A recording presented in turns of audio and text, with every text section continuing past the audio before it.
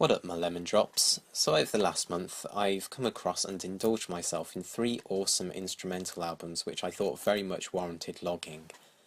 The first of these is by Theophany.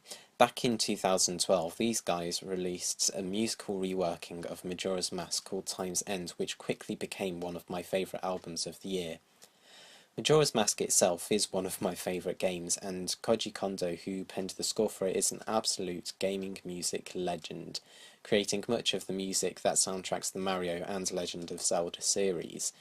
Majora's Mask is one of the more thematically dark and experimental Zelda titles, and the music really reflects this, and what Theophany did was transform the game's soundtrack into a wild and immersive atmospheric album that brought out all the best elements of the soundtrack while adding in its own flair and giving it cohesion as a purely auditory work. Fast forward to 2016 and I get a little Bandcamp notification telling me that these guys have released a sequel to this album called Time's End 2. While I was skeptical going into this album, I was thoroughly surprised by how well they maintained the quality throughout that the first album had. It does explore different material while still having the same essence of the first album, so I like to think of the two albums as it's like a double album, and in that way they really work well together. Just on its own though, Time's End 2 is an interesting album. It starts off pessimistic and dreary, with Back to the Beginning and The Dawn of the First Day representing the heartache of having to constantly undo everything you've done in the past 3 days. The album strides on, however, going into more unnerving tracks like Healing Termina and Southern Swamp that creep with suspense and strike you with wonder. And towards the middle and towards the back end of the album we are treated to propelling polyrhythms and lively melodies in Woods of Mystery, Deku Palace and Woodfall Temple, and then the eerie and haunting but also thrilling Adolwa's Mask and Oath to Order round off the album. I think the real skill in the album is how perfectly Theophany translates the programmatic soundtrack as well as the nature of the gameplay and story of Majora's Mask into a purely musical form, and I can honestly say it's one of the best albums of its kind. I, for one, will be very happy if there are going to be parts 3, 4 and even a 5 to this project. With different albums focusing on different parts of the game, as the first two albums have pretty much focused on the first quarter of Majora's Mask. The next album I would like to mention is Deviations by Mammoth. Mammoth isn't a band I had heard of before, but oh boy was I impressed with this. I think Deviations can be best described as an artsy jazz rock album, but it's the details of this album that define it the most. Throughout the album there's a strong and precise sense of rhythm, not just by the bass and drums, but from a lot of the higher guitar parts as well. It's technical, not to the point of being mathematical, but to the point that what you're hearing is a mixture of both familiar and quirky, and I really like that.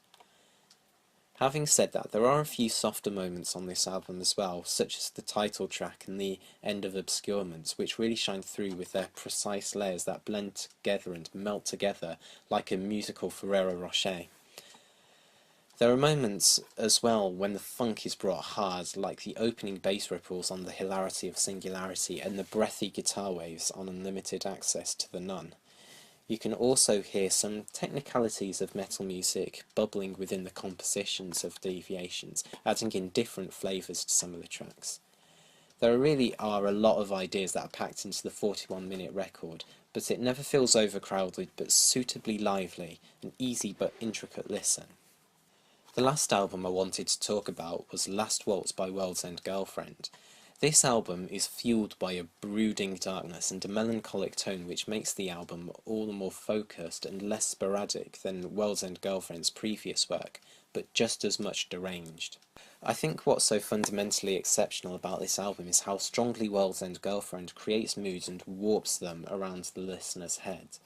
It's definitely an album that's strengthened by listening to it as a whole and going through the journey that Last Waltz takes you through.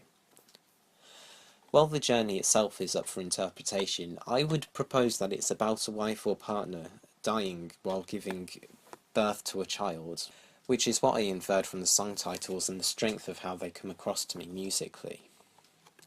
There are several standout tracks on this album. The first of which, the opening title track, Last Waltz, throws out some angsty, noisy, distorted chords, sewing together a sense of the apocalypse, before layering on some shrieking, operatic, synthesized vocals. It's intense, it's boisterous, it's pure drama. My absolute favourite tracks on the album, though, come from the second half of the album.